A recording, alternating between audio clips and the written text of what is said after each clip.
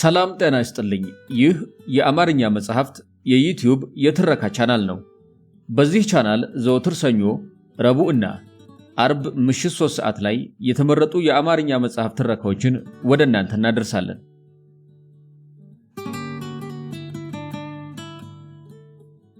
በዛሬው የትረካ ሰዓታችን በምስጢራዊ ሁኔታ ኢትዮጵያ ውስጥ ከተፈጸሙ የኢትዮጵያውያን አሟሟትና ያልተፈቱ የግድያ እንቆቅልሾች እንዲሁም ከህዝብ የተደበቁ ሴራዎችን እንዳስሳለን። ትረካውን ማድመጥ ሲጀምሩ ቪዲዮን ላይክ ማድረግዎን አይርሱ። ቻናላችንን ሰብስክራይብ ካላደረጉ ሰብስክራይብ በማድረግ የቻናላችን ቤተሰብ ይሁኑ። እስከ ትረካው ማብቂያ ድረስ አብራችሁን ቆዩ።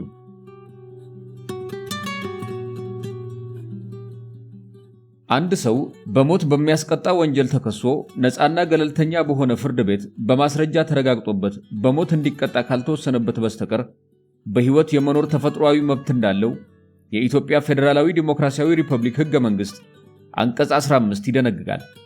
ሰብአዊ መብቶችን የሚመለከቱ ዓለም አቀፍ ሰነዶችም ይህንኑ ያረጋግጣሉ።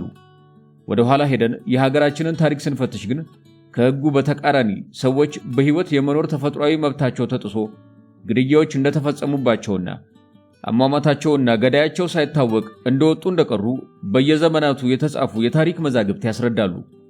በሀገራችን ኢትዮጵያ በሩቅና በቅርብ ጊዜ ታሪክ ውስጥ የተፈጸሙ ምስጢራዊ ግድያዎችና ያልታወቁ አሟሟቶች በከፍተኛ ጥንቃቄና ምስጢር ሲፈጸሙ የኖሩ ናቸው ይላሉ በአዲስ አበባ ዩኒቨርሲቲ በታሪክ የዶክትሬት ጥናታቸውን እየሰሩ ያሉ አንድ ምሁር።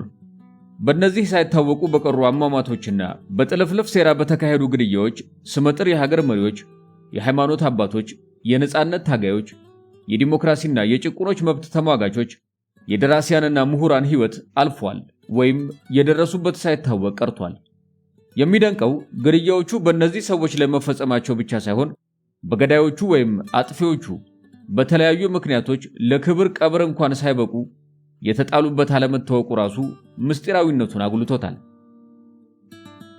ይህ ጽሑፍ በጉዳዩ ላይ የተጻፉ ሰነዶችንና በአፍ የሚነገሩ ታሪኮችን በማቀናጀት የተሰራ እንደመሆኑ ሙሉና የተረጋገጠ መረጃ ለመስጠት ያለው አቅም እንደ አንባቢያኑ እይታ የሚወሰን ይሆናል።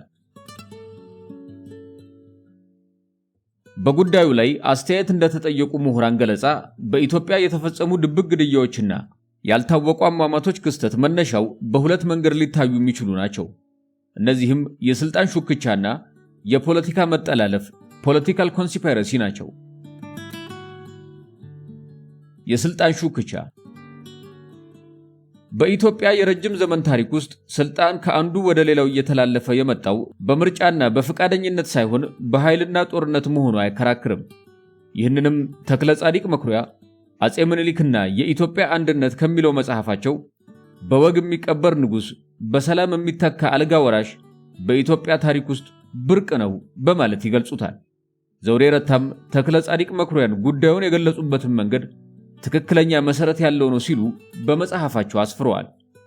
ዘውዴ ረታ ተፈሪ መኮንን ረጅሙ የስልጣን ጉዞ ከ1884 እስከ 1992 ገጽ 162 ላይ በዚህ መሰረት ስልጣን ለኔ ይገባኛል በሚል ሹክቻ ምክንያት ከመካከለኛው ዘመን ጀምሮ ባሉት የኢትዮጵያ የመንግስት አገዛዝ ዘመናት በኢትዮጵያ ውስጥ ብዛት ያላቸው ግድያዎችና ምስጢራዊ አሟሟቶች ተከስተዋል። ዳግማዊ አጼ ምኒልክ የምኒልክን ህመምም ሆነ የሞታቸውን መንስኤ በተመለከተ ጳውሎስ ኞኞን ጨምሮ የውስጥና የውጭ ሀገር ጸሐፊዎች እንዳሰፈሩት ከሆነ የአጼ ምኒልክ ህይወት የተቀጠፈው እጀሰብ በቡና እንዲጠጡ የተደረገው በታማኛቸውና በዘመዳቸው በራስ ሙሉጌታ ይገዙ አማካኝነት ነው። ጳውሎስ ኞኞ አጤ ምኒልክ በተሰኘው መጽሐፉ ላይ ይህንን ገልጾታል። ሌሎች ደግሞ በወቅቱ የነበረው የስልጣን ሹክቻ መጠቀሚያ የሆነው አነር በተባለ የስዊድን ሐኪም መድኃኒት ነው ብሎ በወጋቸው መርዝ አማካኝነት ሞቱ ይላሉ። በጥንቱ የኢትዮጵያ ባህል ተመልከት ባንዲራህን ተከተል ንጉሥህን የሚል ብሂል ስለነበረና በጦርነት ወቅት ሳይቀር ንጉሱን ያጣ ሰራዊት እያጠቃ ሳለ እንኳን ተረብሾ ይበታተን ስለነበር የንጉስ ሞት እንደ ተራው ሰው ቶሎ የሚነገር ጉዳይ አልነበረም። አጼ ምኒልክ ሲያርፉ ዜና ረፍታቸው ህዝብ ከሰማ ይረበሻል ተብሎ ስለተሰጋም እንደተደበቀ እንዲቆይ ተደርጎ እኛን የመሰሉ ባለ ታሪክና ባለ ራዕይ ንጉስ ይፋዊ ሥርዓተ ቀብር ሳይደረግላቸው ቀሩ። ሞታቸውም የአንድ የጦር አዝማች ያህል እንኳን ክብር ሳያገኝ ተድበስብሶ ቀረ። ጎበዜ ጣፈጠ የተባሉት ደራሲ ዳግማዊ ምኒልክ ታኅሳስ 3 ቀን 1906 ዓ.ም ሲያርፉ አልጋ ወራሻቸው አቤቶ ኢያሱ የንጉሠ ነገሥቱ ሞት እንዳይሰማ በማለት የሐዘን ምልክት ሳያሳዩ ጃልሜዳ ጉክስ ሲጫወቱ ዋሉ ይሉናል። ጎበዜ ጣፈጠ አባ ጤናው ኢያሱ ገጽ 53 ላይ። መርስዔ ሐዘን ወልደ ቂርቆስ በበኩላቸው የአጼ ምኒልክን አስክሬን ከብረት በተሰራ ሳጥን ውስጥ ተደርጎ ከቤተ መንግሥቱ ጎን ባለችው የኪዳነ ምሕረት ቤተ ክርስቲያን ስዕል ቤት ተቀመጠ። በሕይወት አሉ እየተባለ እስከ ሰገሌ ዘመቻ ድረስ 2 ዓመት ከ10 ወር ዜናው ተደበቀ።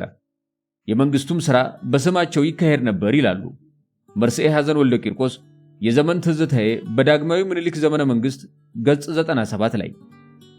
አቤቶ ኢያሱ መንግሥቱን እያስተዳደሩ በነበሩበት ወቅት በሙሉ የአጼ ምኒልክ ሞት ተደብቆ ቢቆይም ወሬው ግን በየቦታው መዛመቱ አልቀረም። አንድ በዚህ ድርጊት የተበሳጨ የምንጃር ገበሬ በጤፍ ውቂያ ላይ እምዬ ምኒልክ ገንዘብ ስጠኝ ብዬ አላስቸግርህም፣ አምና ነበር እንጂ ዘንድሮስ የለህም በማለት በሰምና ወርቅ ግጥም ረፍታቸውን ሕዝብ እንደሰማ ገልጾታል። ይህንንም ጽሑፍ መርስዔ ሐዘን ወልደ ቂርቆስ የዘመን ታሪክ በአቤቶ ኢያሱ ዘመነ መንግሥት በተሰኘው መጽሐፋቸው ገጽ 2 ላይ አስፍረውታል። የምኒልክ ሞት ተደበቀ የተባለው በመንግሥት እንጂ ከሕዝብ ጆሮ እንዳልተሸሸገ የታወቀ ነው የሚሉት አንድ የአዲስ አበባ ዩኒቨርሲቲ ምሁር ይልቁንም ከጊዜ በኋላ እንደታየው ሕዝቡ በልቡ ያዘነውና የተጸጸተው የሚወዳቸውን መሪ በወግና በሥርዓት ሐዘኑን ገልጦ ሳይቀብራቸው በመቅረቱ መሆኑን በግጥም ተናግሮታል ይላሉ። 48 ዓመት ያሳደርከኝ ንጉሥ እንዳለህ ልደሰት እንደሌለህ ላልቅስ።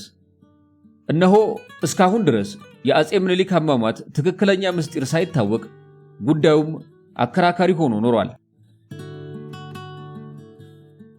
ልጅ ኢያሱ። አቤቶ ኢያሱ አባ ጤና ኢያሱ ወራሴ መንግሥት ኢያሱ በመባል የሚጠሩት ልጅ ኢያሱ የአጼ ምኒልክ አልጋ ወራሽ ናቸው። አጼ ምኒልክ ከ1900 ዓ.ም ጀምሮ ያደረባቸው ሕመም ከጊዜ ወደ ጊዜ እየተባባሰባቸው በመሄዱ ልጅ ኢያሱን አልጋ ወራሽ ማድረጋቸውን ግንቦት 10 ቀን 1901 ዓ.ም በአዋጅ ለሕዝብ አስታወቁ። ተክለ ጻዲቅ መኩሪያ የኢትዮጵያ ታሪክ ከአጼ ቴዎድሮስ እስከ ቀዳማዊ ኃይለ ሥላሴ በተሰኘው መጽሐፋቸው የኢያሱን ወራሴ መንግሥትነት ሲገልጹ አጼ ምኒልክ የሞት ሽታ በሸተታቸው ጊዜ አልጋ ወራሹ ኢያሱ ነው ብለው ለመኳንንቱና ለሕዝቡ ስላስታወቁ ሕዝቡም አጼ ምኒልክን ከልቡ ይወድ ነበርና ለልጅ ኢያሱ እንገዛለን በማለት አዋጁን በደስታ ተቀበለ በማለት የሥልጣን ሽግግሩ ሰላማዊ እንደነበር ያስረዳሉ። አቤቶ ኢያሱ የ14 ዓመት ዕድሜ ሳሉ የመንግሥቱን ሥልጣን ሙሉ በሙሉ በእጃቸው አድርገው በባለሟሎቻቸውና በሚኒስትሮቻቸው እየተረዱ የኢትዮጵያ መሪ ሆኑ። ከግንቦት 12 ቀን 1908 ዓ.ም ጀምሮ እስከ ነሐሴ መጨረሻ ድረስ በልጅ ኢያሱ ላይ የተጠነሰሰው አድማ እየተጠናከረ ሄደ። ልጅ ኢያሱ ሰልመዋል፣ በዙፋን ላይ ለመቀመጥ ብቃት የላቸውም በማለት በህቡ ሲካሄድ የቆየው ሴራ ለመጀመሪያ ጊዜ ይፋ የሆነው መስከረም 16 ቀን 1909 ዓ.ም የደመራ በዓል በተከበረበት ዕለት መሆኑን ማኅተመ ሥላሴ ወልደ መስቀል ባሳተሙት ዝክረ ነገር በተባለ መጽሐፋቸው ዘግበውታል። የአድማው ቀንደኛ መሪዎች ውስጥ ለውስጥ ባካሄዱት ቅስቀሳ ልጅ ኢያሱና መንግሥታቸው በይበልጥ የክርስትና ሃይማኖት ተከታይ በሆነው ሕዝብ ዘንድ ክብራቸው እንዲዋረድና እንዲጠሉ አድርገዋቸዋል። በዚህም መሠረት መስከረም 17 ቀን 1909 ዓ.ም በታላቁ ቤተ መንግሥት በተካሄደው ጉባኤ ወይዘሮ ዘውዲቱ ምኒልክ ንግሥተ ነገሥታት ዘውዲቱ ተብለው የልጅ ኢያሱን ዙፋን ነጠቁ። የልጅ ኢያሱ መንግሥት በተቀነባበረበት ሴራ በ3 ዓመት ከ1906 እስከ 1909 ዓ.ም በአጭሩ ተቀጭቶ ተገለበጠ። አንዳንድ ምሁራን በነበረው ወግና ሥርዓት ንጉሠ ነገሥት በመባል የተቀቡበት በዓለ ሲመት እንኳን ሳይደረግላቸው አልጋው ላይ አረፍ ብለው የወረዱ መሪ ነበሩ ይሏቸዋል። ልጅ ኢያሱ አንድ ወር ያህል በግንደ በረትና ጎጃም ክልል ሊበን በተባለ አውራጃ መካከል ሲዘዋወሩ ቆይተው ከዘውዲቱ መንግሥት ጋር የመጨረሻውን ያልሞት ባይ ተጋዳይነት ጦርነት አካሂደው በመሸነፋቸው ተማረኩ።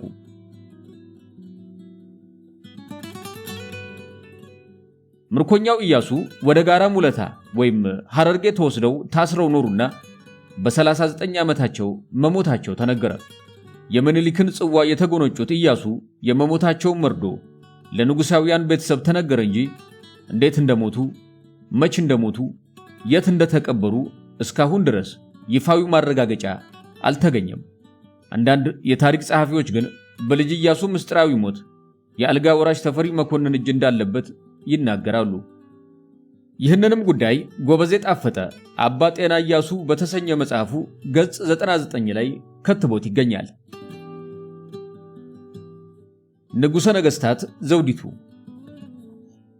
ደጃዝማች ከበደ ተሰማ የታሪክ ማስታወሻ በሚለው መጽሐፋቸው ካሰፈሩት መረጃ ለመገንዘብ እንደሚቻለው ንግሥተ ነገሥታት ዘውዲቱ የአባታቸውን የአጼ ምኒልክን ዙፋን እንደወረሱ የሐረሩ ገዢ ደጃዝማች ተፈሪ መኮንን ራስ ተብለው የንግሥተ ነገሥታት ዘውዲቱ አልጋ ወራሽና እንደራሴ ሆኑ። በአዲስ አበባ ዩኒቨርሲቲ የታሪክ መምህር የሆኑ አንድ ምሁር በኢትዮጵያ ታሪክ ለመጀመሪያ ጊዜ ንግሥትና አልጋ ወራሽ በአንድ ላይ ወደ ሥልጣን የመጡበት ዘመን ነበር። ሴት ንግሥት ሆና ስትመጣ በሀገር አስተዳደር በፖለቲካ ልምድ ስላልነበራት አልጋ ወራሹ በአስተዳደር እንዲረዳት ታስበው የመጡበት በመሆኑ በታሪክ የሁለትዮሽ አስተዳደር ዱዋል ሩል ይባላል ይላሉ። ንግሥተ ነገሥታት ዘውዲቱ ለ13 ዓመታት ከ6 ወር ኢትዮጵያን ሲመሩ ቆይተው መጋቢት 24 ቀን 1922 ዓ.ም በተወለዱ በ54 ዓመታቸው በድንገት ታመው መሞታቸው ተነገረ። የንግሥት ነገሥታት ዘውዲቱን አሟሟት በተመለከተ እስካሁን ለብዙ ውዝግብ የሚዳርጉ ታሪኮች ተጽፈዋል። ቀይ አንበሳ በሚል ርዕስ የተጻፈው መጽሐፍ እንደሚያትተው ንግሥት ዘውዲቱ ከመሞታቸው ቀደም ብሎ ባለቤታቸው ራስ ጉግሳ ወሌ ዋድላ ውስጥ አንቺም ማርያም በተባለ ቦታ ከራስ ሙሉጌታ ይገዙ ጋር ሲዋጉ ተገደሉ ይላል። ራስ ሙሉጌታ የራስ ጉግሳን አንገት ቆርጠው ወደ አዲስ አበባ አምጥተው ለንግሥት ዘውዲቱ ሲያሳዩዋቸው ንግሥቲቱ በድንጋጤ ሞቱ ይላል ቀይ አንበሳ ገጽ 55 ላይ። ሌሎች ሰነዶች ደግሞ ንግሥት ዘውዲቱን ያስገደላቸው አልጋ ወራሹ ተፈሪ መኮንን እንደሆኑና በስዊድናዊው ዶክተር አነር አማካኝነት በመርፌ መርዝ በመውጋት ሕይወታቸው በአንድ ጀንበር እንዲያልፍ አድርገዋቸዋል ይላል። ጌታቸው መኮንን ኢትዮጵያና ንጉሠ ነገሥቱ በተሰኘው በ1993 ዓ.ም በታተመው መጽሐፉ ገጽ 43 ላይ ዘውዴ ረታ የቀዳማዊ ኃይለ ሥላሴ መንግሥት በሚለው መጽሐፋቸው ለንግሥተ ነገሥታት ዘውዲቱ ታማኝ የነበሩት ሰዎች ሲያወሩ እንደሰማሁት ብለው ያሰፈሩት መረጃ እንደሚጠቁመው አልጋ ወራሹ ዘውዲቱ ምኒልክን በመድኃኒት አስገድለዋቸዋል እየተባለ የሚነዛው ወሬ የንግሥቲቱ የቅርብ ሰዎች አይቀበሉትም ይላሉ አቶ ዘውዴ ረታ የቀዳማዊ ኃይለ ሥላሴ መንግሥት ከ1923 እስከ 1948 ዓ.ም በተሰኘው መጽሐፋቸው ገጽ 3 ላይ። አንዳንዶች ንግሥት ዘውዲቱ አባታቸውን በመርዝ በገደሉት ስዊድናዊው ሐኪም አነር ወይም አይነር አማካኝነት ተገደሉ ሲሉ፣ ሌሎች ደግሞ በድመት አስመትተውባቸው ሞተዋል ብለው ይናገራሉ። ይህ ወሬ በሕዝቡ ውስጥ ከመናፈሱ ጋር ተያይዞ ለአባትና ለልጁ ሞት ሙሾ ያወርዱ የነበሩ አልቃሾች ጥንትም ከቤታቸው ድመት አይወዳቸው፣ ንግሥት ዘውዲቱን አነር ገደላቸው ብለው በሰምና በወርቅ የገዳያቸውን ማንነት እንዳወቁ ተናግረዋል። ቀዳማዊ ኃይለ ሥላሴ ቀዳማዊ አጼ ኃይለ ሥላሴ 14 ዓመታት በአልጋ ወራሽነት 44 ዓመታት በንጉሠ ነገሥትነት ኢትዮጵያን ከመሩ በኋላ መስከረም 2 ቀን 1967 ዓ.ም በወቅቱ በነበሩት የደርግ አባላት ከስልጣን ተወገዱ። በመጀመሪያ በአራተኛ ክፍለ ጦር በኋላም በታላቁ ቤተ መንግሥት ታስረው 11 ወራትን በእስር ላይ ሲሰቃዩ ቆዩ። በመጨረሻም ነሐሴ 20 ቀን 1967 ዓ.ም ከምሽቱ 3 ሰዓት በ3 ወታደራዊ መኮንኖች ታፍነው መገደላቸውን ጌታቸው መኮንን የተባሉ የታሪክ ጸሐፊ ኢትዮጵያና ንጉሠ ነገሥቱ በተሰኘው በ1993 ዓ.ም በታተመ መጽሐፋቸው አስፍረውታል። የደርግ ባለሥልጣናት ግን የዚህን እውነተኝነት ለማረጋገጥ ድፍረት አላገኙም። ስለ አጼ ኃይለ ሥላሴ አሟሟት የተጻፉ የተለያዩ መጽሐፍት እንደሚያስረዱት ከሆነ ንጉሠ ነገሥቱ እንዴት እንደተገደሉ ባለመታወቁ የተለያዩ አስተያየቶች ተሰንዝረዋል። በትራስ ታፍነው ተገደሉ፣ የረሃብ አድማ አድርገው ሞቱ፣ በመርዝ ተገደሉ ወዘተ የሚሉ መረጃዎች ቢነገሩም እስካሁን ትክክለኛው መረጃ ግን አልታወቀም። እንቆቅልሹ ግን የንጉሠ ነገሥቱ መገደል ብቻ ሳይሆን አስክሬናቸው የት ተቀበረ የሚለው ጥያቄም ምላሽ አለማግኘቱም ጭምር ነው። ለዚህ ጽሑፍ ያነጋገርናቸው ምሁር ቀብራቸው በምስጢር እንዲፈጸም የተደረገበት ምክንያት ሲናገሩ ደርግ ቀብራቸውን በይፋ እንዲፈጸም ቢያደርግ ኖሮ የሚመጣው የፖለቲካ ቀውስ ቀላል ባለመሆኑ በምስጢር እንዲሆን ማድረጉን መርጧል ይላሉ። ይህ የተደበቀ እንቆቅልሽና ምስጢር የተፈታው ከ17 ዓመታት በኋላ የደርግ መንግስት ሲንኮታኮትና ኢህአዴግ ሀገሪቱን ሲቆጣጠር ነበር።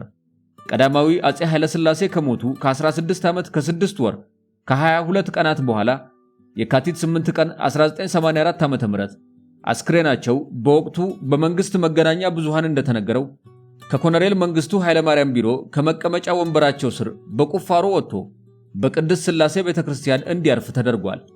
የኚህን መሪ አገዳደል ምስጢር ግን እስካሁን ደፍሮ ያጋለጠ ሰው የለም። የፖለቲካ መጠላለፍ ፖለቲካል ኮንስፓይረሲ። የፖለቲካ መጠላለፍ ስልጣንን ለማራዘም ሰውን በመግደል ከአካባቢ በማራቅ አሊያም በግዞት ከሀገር በማስወጣት የሚወሰዱ እርምጃዎች ናቸው ይላሉ በፖለቲካል ሳይንስ ሁለተኛ ዲግሪውን እየሰራ የሚገኝ አንድ ምሁር። ለምሳሌ የቀይ ሽብር የመብት ተሟጋቾች፣ የደራሲያን፣ የተማሪዎችና የምሁራን ግድያዎች ማሳያዎች ናቸው። የቀይ ሽብር እልቂት።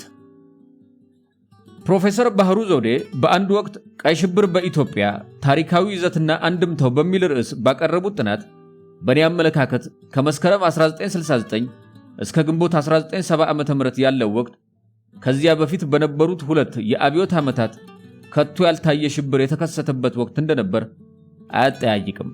ይህ ወቅት አያሌ ኢትዮጵያውያን ያለ ፍርድና ያለ ጥያቄ የታሰሩበት፣ የተረሸኑበትና የተገደሉበት ነው ይላሉ ያለመቻቻል ፖለቲካ ሰማዕታት መቼም እንዳይደገም ከሚለው መጽሐፍ ገጽ 43።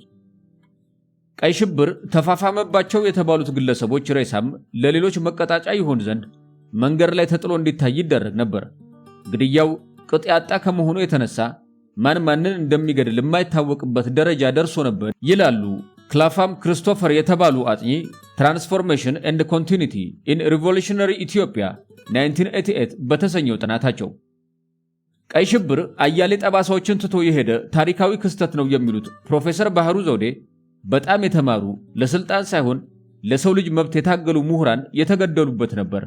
እነዚህ ምሁራንን ማጣት ለሀገሪቱ ከፍተኛ ጉዳት ነው በማለት ያደረሰውን ጉዳት ይገልጹታል። ቀይ ሽብር በሺህ የሚቆጠሩ ኢትዮጵያውያን ሕይወት ቀጥፏል። በቁጥሩ ላይ ግን ይህን ያህል ነው የሚል ስምምነት የለም። ዝቅ ሲል በ5000 ይሰላል፣ ከፍ ሲል ደግሞ እስከ 150,000 ይገመታል። እነዚያ እንደ ዋዛ የረገፉ ወጣቶች በሕይወት ቆይቶ ቢሆን ኖሮ የሀገራችን ፖለቲካዊና ማህበራዊ ሕይወት ምንኛ የበለጸገ በነበረ ያሰኛል ይላሉ ፕሮፌሰር ባህሩ ዘውዴ በጥናታቸው ገጽ 50 ላይ። ኮሎኔል መንግስቱ ኃይለማርያም የመንግስቱ ኃይለማርያም ማስታወሻዎች በሚለው መጽሐፍ ስለ ወቅቱ ሁኔታ ከደራሲዋ ለቀረበላቸው ጥያቄ ሲመልሱ በአጠቃላይ የሞቱት ወጣቶች ቁጥር ከ5000 አይበልጥም ይላሉ። ፕሮፌሰር ባህሩ ግን በዘመኑ የነበርን ሁሉ ይህ እርሳቸው የጠቀሱት ቁጥር በአንዳንድ የአገሪቱ አካባቢዎች ምናልባት በአንድ አውራጃ ከተገደሉ ወጣቶች ጋር እንኳን እንደማይመጣጠኑ ልቦናችን ያውቀዋል በማለት የኮሎኔሉን አስተያየት ውድቅ ያደርጉታል። በአሁኑ ወቅት በአንድ መንግስታዊ ባልሆነ መስሪያ ቤት ተቀጥረው የሚሰሩና በወቅቱ የነበረውን የቀይ ሽብር ጭፍጨፋ የታዘቡ ሰው እልቂቱን ሲያስታውሱ እንደሚዘገንናቸው ነው የሚናገሩት።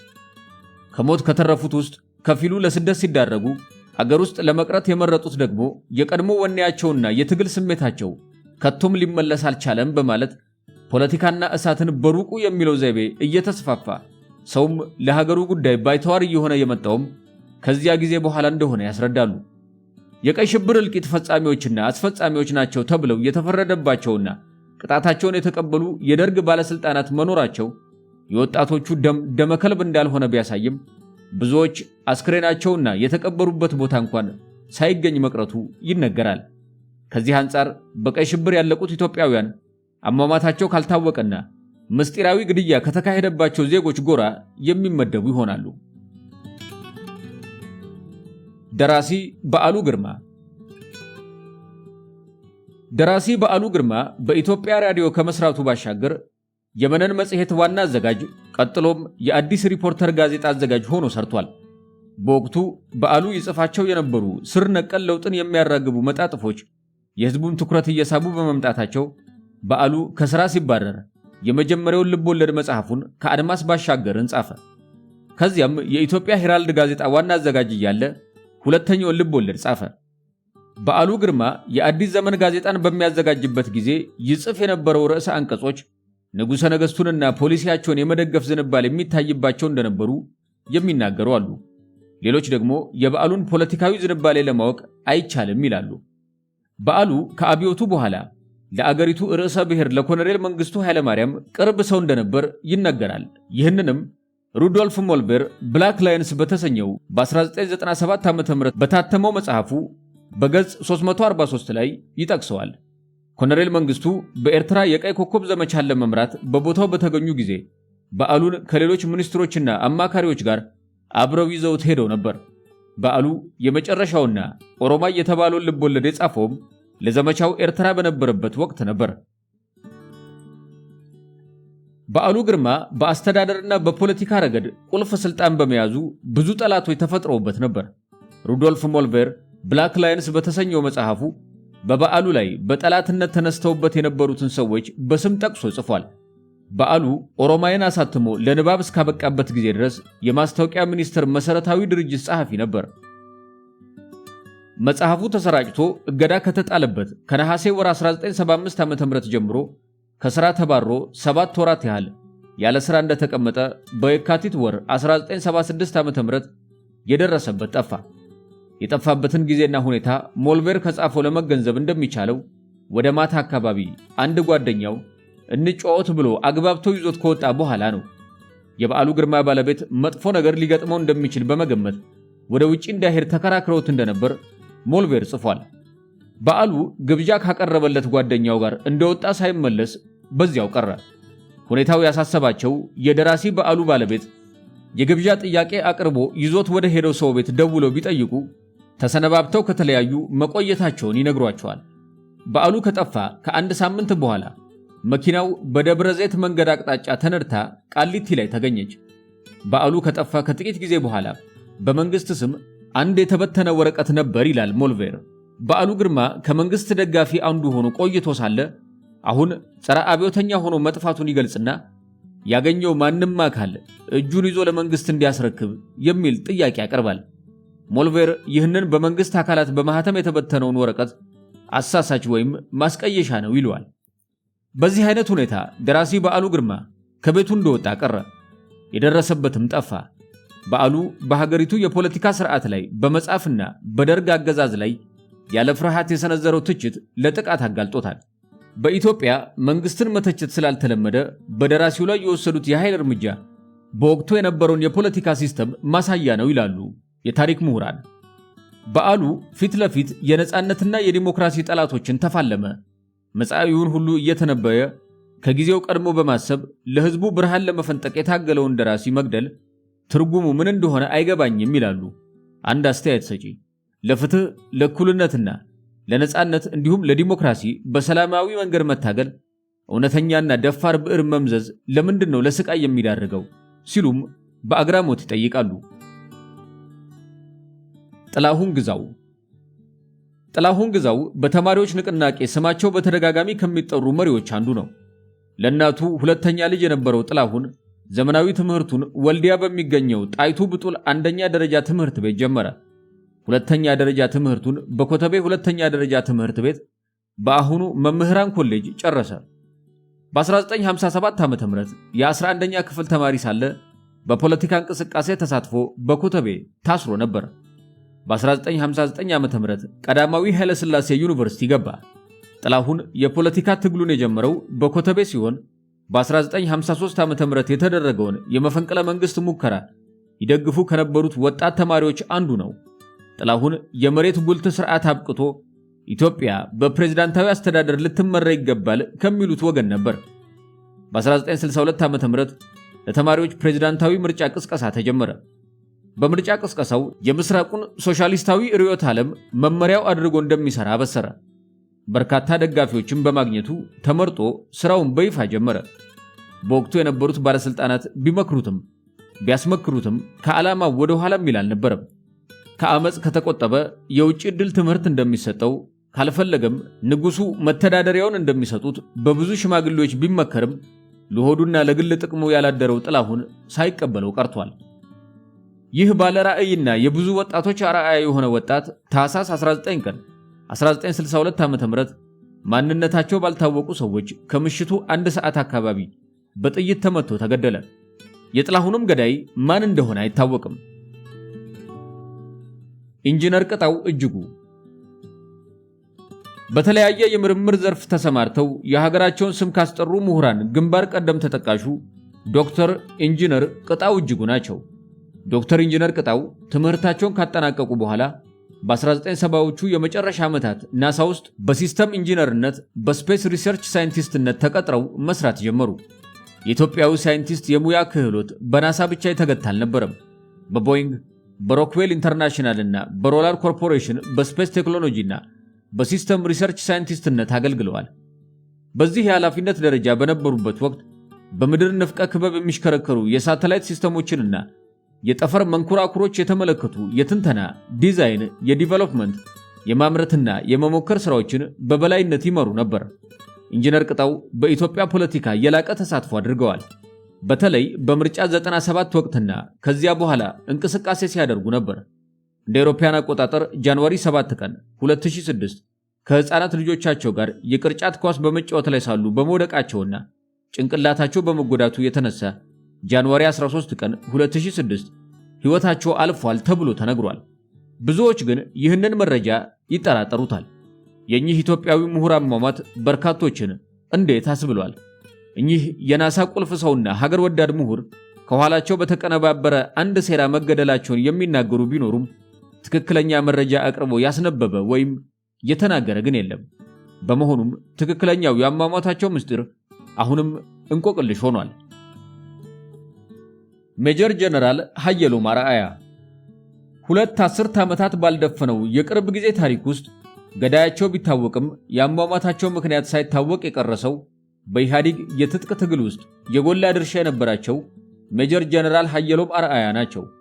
ሀየሎም ጀሚል ያሲን በተባለና ጀሚያስ የሚባል የመኪና አስመጪ ድርጅት በነበረው ኤርትራዊ አምባራስ በተባለ የምሽት መዝናኛ ክበብ ውስጥ ከሌሊቱ በ6 ሰዓት በጥይት መገደላቸውን በአይናቸው ያዩ ግለሰቦች ሲናገሩ፣ ከግድያው ጀርባ ግን የተደበቀ የኤርትራ ሴራ አለበት ይላሉ። አንዳንዶች በዚህ መንግስት ውስጥ ያሉ ሰዎችንም ተጠያቂ ያደርጋሉ። ሀየሎም ጀግንነታቸውና ወለም ዘለም የማያውቀው ውሳኔያቸው በጦሩ ዘንድ ተወዳጅ ያደረጋቸው ሰው መሆናቸውን በመግለጽ በአንጻሩ ግን ለፖለቲካው ሰዎች የማይመቹ እንደነበሩ የሚናገሩ አይጠፉም። የሀየሎም ጉዳይ ጀሚል በቀድሞ የአዲስ አበባ ፖሊስ ኮሚሽነር ሐራንሺ ገብረ ተክሌ አማካኝነት በስፍራው ሊገሉት ይፈልጉ ከነበሩ ባለስልጣናት አይን እንዲርቅ ተደርጎ እስር ቤት ቢገባም ከሞት ፍርድ ግን አላመለጠም። የሰውየው ግድያ ምስጢር ግን አሁንም ድረስ ሳይፈታ ቀርቷል። በምስጢራዊውና ፈጻሚያቸው ባልታወቀ ግድያዎች ሕይወታቸው እንዲያልፍ ከተደረጉ ኢትዮጵያውያን ተቃዋሚዎች መካከል የመምህራን ማህበር ፕሬዝዳንት የነበሩት አቶ አሰፋ ማሩ አንዱ ሲሆኑ ስለኚህ ግለሰብ የሚያወራ ምንጭ ባለማግኘታችን መረጃውን ማጠናቀር አልቻልንም። ለአብነት ያህል ከላይ የተወሰኑትን ጠቀስን እንጂ በሴራና ባልታወቀ ሁኔታ ያጣናቸው ኢትዮጵያውያን ቁጥር ብዙ ነው። ይህ ጽሑፍ የተገኘው ከአዲስ ጉዳይ መጽሔት ቅጽ 7 ቁጥር 156 በወርሃ መጋቢት 2005 ዓ.ም ከታተመው እትም ነው።